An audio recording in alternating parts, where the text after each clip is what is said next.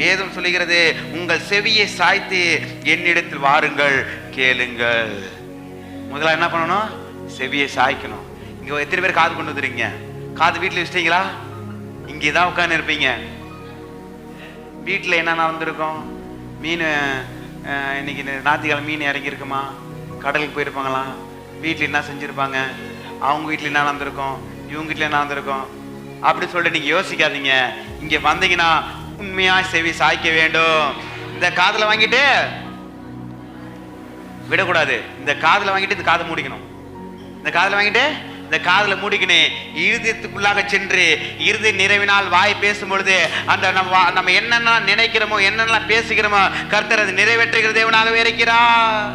அப்போ ஆட சொல்றாரு, உங்கள் செவியை சாய்த்து என்னிடத்தில் வாருங்கள், அப்பொழுது உங்கள் ஆத்மா பிழைக்கும்.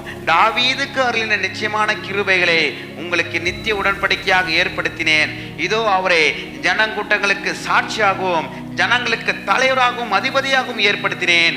இதோ நீ அறியாதிருந்த ஜாதியை வரவழைப்பாய். உன்னை அறியாதிருந்த ஜாதி உன் தேவனாய் கர்த்தர் நிமித்தமும் இஸ்ரவேலின் பரிசுத்தர் நிமித்தமும் உன்னிடத்திற்கு ஓடி வரும். அவர் உன்னை மேன்மைப்படுத்தி இருக்கிறார். எது பேர் அவன் சொல்றீங்க?